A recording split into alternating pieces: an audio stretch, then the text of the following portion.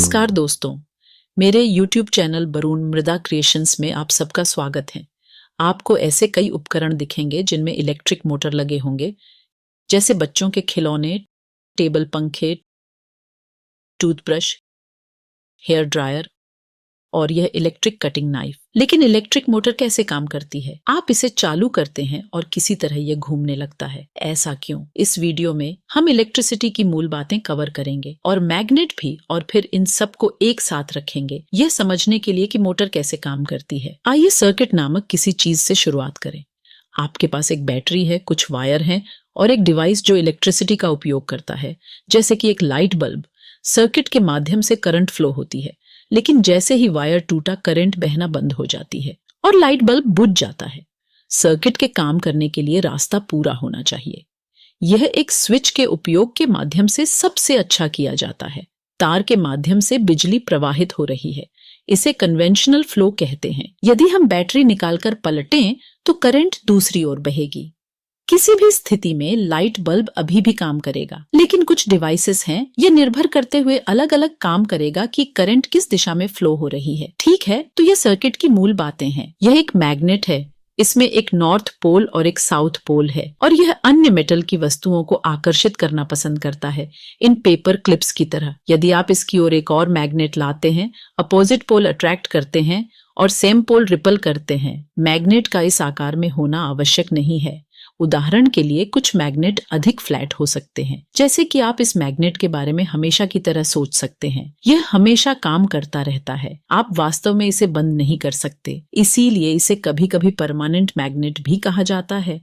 यह कई छोटे मैग्नेट डोमेन से बना है जो एक ही दिशा में अलाइन है। लेकिन बाद में मैं तुम्हें एक प्रकार का चुंबक दिखाऊंगी जहां हमेशा ऐसा नहीं होता। तब तक आइए एक परमानेंट मैग्नेट लें और केंद्र में एक होल ड्रिल करें और इसे किसी ऐसी चीज पर रखें जिससे यह घूम सके।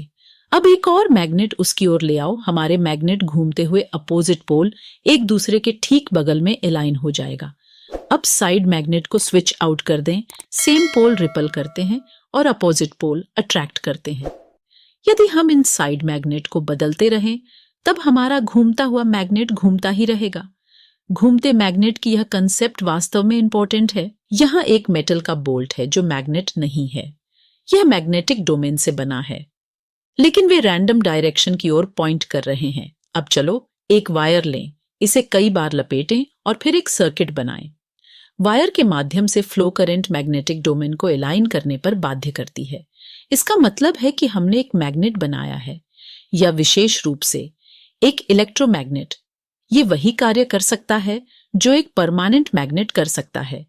ये मेटल के टुकड़े उठा सकता है और इसमें एक नॉर्थ और एक साउथ पोल है जो अन्य मैग्नेट को अट्रैक्ट या रिपल करेगा। लेकिन इलेक्ट्रोमैग्नेट स्पेशल है, इसलिए कि इसे चालू या बंद किया जा सकता है, बिल्कुल लाइट बल्ब की तरह। आप परमानेंट मैग्नेट के साथ ऐसा नहीं कर सकते। अब देखिए, जब हम बैटरी पलटते हैं तो क्या होता है। इस तरह से जो इलेक्ट्रिक करंट फ्लो हो रही थी, लेकिन अब यह दूसरी दिशा में फ्लो होगा। इससे हमारे मैग्नेट के पोल का स्थान बदल जाएगा। नॉर्थ अब साउथ हो जाएगा और साउथ फिर नॉर्थ हो जाएगा। इसे इलेक्ट्रोमैग्नेट की पोलरिटी को रिवर्स करना कहा जाता है। बैटरी को फ्लिप करने के बजाय एक आसान तरीका बस तारों को स्विच करना है। आपको पता होना चाहिए कि इलेक्ट्रोमैग्नेट अगर थोड़ी देर तक चालू रहेगा तो बहुत गर्म हो जाएगा। बस एक सावधानी, यदि यह वीडियो कोई भी साइंस प्रोजेक्ट को प्रेरित करता है तो आइए अपने घूमते मैग्नेट पर वापस आएं। इस बार हम घूमने वाले मैग्नेट को हमारे इलेक्ट्रोमैग्नेट के साथ बदल देंगे। हमारे इलेक्ट्रोमैग्नेट के साथ जैसे ही हम वायर जोड़ते हैं, मैग्नेट चालू हो जाता है और वह साइड मैग्नेट के साथ लाइन में आ जाता है।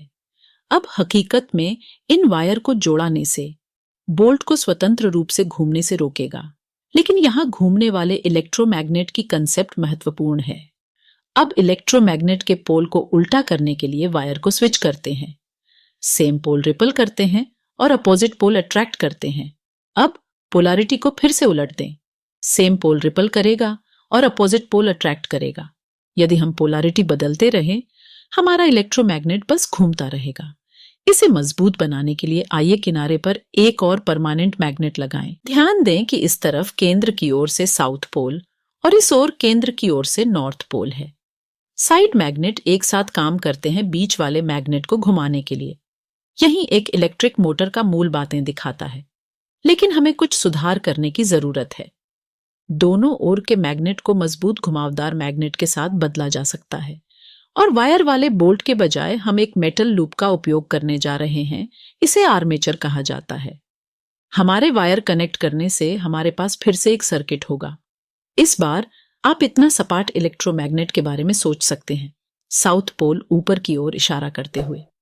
अब आर्मेचर घूमेगा जब तक अपोजिट पोल अलाइन हो जाए। हम वायर को स्विच करके इसे घुमाते रह सकते हैं, जैसा कि हमने पहले किया था। लेकिन यहां इन वायर को मैन्युअल रूप से स्विच करने बैठना बहुत ही मुश्किल काम का है।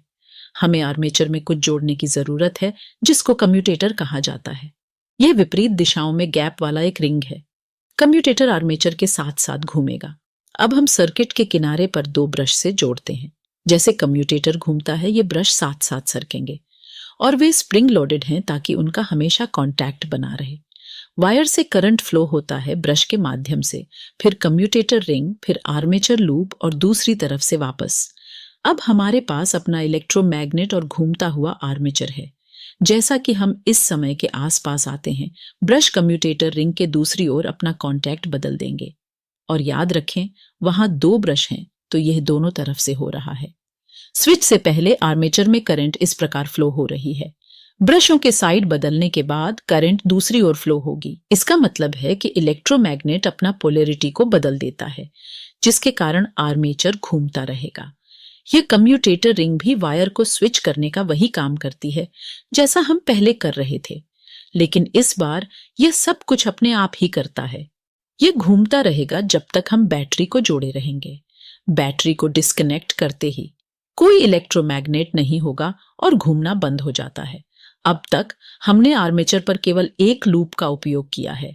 इससे हमारी मोटर की गति अनियमित हो जाएगी और वास्तव में हम कम्यूटेटर सेगमेंट्स के बीच आधे रास्ते में ब्रश के साथ इस स्थिति में फंस सकते हैं।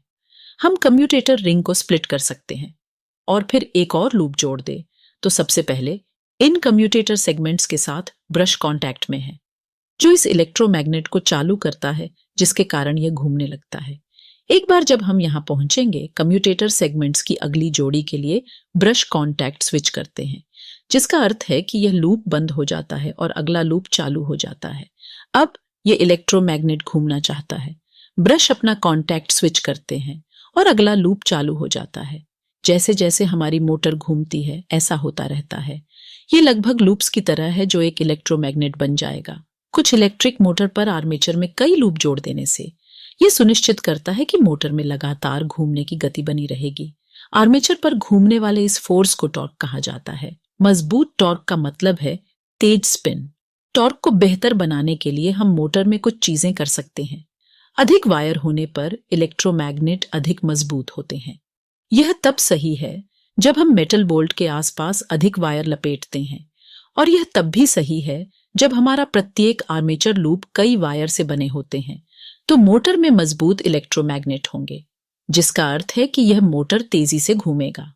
अगर आप वास्तविक इलेक्ट्रिक मोटरों की कुछ तस्वीरें देखेंगे, आप पाएंगे चारों ओर बहुत सारे वायर लिपटे हुए देख सकते हैं। और हाँ, यही कारण है। अधिक वायर के चारों ओर लिपटे होने का मतलब मजबूत इलेक्ट्रोमैग्नेट होगा। इसे मजबूत बनाने का दूसरा तरीका अधिक इलेक्ट्रिसिटी का उपयोग करना है। आइए यहाँ कुछ और शब्द सीखें। जो भाग घूमता नहीं है उसे स्टेटर कहते हैं। इस मामले में यह किनारे पर दो परमानेंट मैग्नेट हैं। ये मोटर केस के किनारों के अंदर फिट हुए होते हैं। बीच के आर्मेचर को रोटर भी कहा जाता है। याद रखें, यही वह भाग है जो घूमता है। एक्सल यहाँ सेंटर से होकर जाती है और फिर मोटर के पिछले हिस्से से चिपका रहता है। जो मैंने आपको इस वीडियो में दिखाया है उसे डीसी मोटर कहा जाता है। यदि आपके पास कोई ऐसा उपकरण है जो चलता है और ये एक बैटरी द्वारा ऑपरेट होती है, तो इसमें डीसी मोटर होने की ज्यादा संभावना है। अन्य प्रकार की विद्युत मोटरें जो मैंने यहाँ दिखाया है उससे थोड़ा अलग तरीके से काम करेगा। मोटर के प्रकार से कोई फर्क नहीं पड़ता। उनमें से अधिकांश किसी न किसी प्रकार का घूमने की गति प्रदान करेंगे। एक बार यह घूम रहा है, तब हम इसका उपयोग विभिन्न उपकरणों को चलाने के लिए कर सकते हैं। इस मामले में बच्चों का खिलौना या एक पंखा भी जो आपके कमरे को ठंडा करता है। मोटर का घूमना अन्य प्रकार के मूवमेंट में परिवर्तित किया जा सकता है, जैसे कि साइड टू साइड मोशन जो हम इस पंखे में देखते हैं, या इस इलेक्ट्रिक कटिंग नाइफ के बारे में क्या ख्याल है। प्रत्येक ब्लेड पीछे जा रहा है और आगे आ रहा है। ये सब गियर घुमाने के लिए मोटर के घूमने से शुरू होता है, जो फिर इन दोनों टुकड़ों को आगे पीछे धकेलता है। तो उम्मीद है कि इस शानदार वीडियो ने आपके ब्रेन में कुछ लाइट बल्बों को जला दिया है। वीडियो पूरा देखने के लिए आपका धन्यवाद। आपका दिन शुभ हो।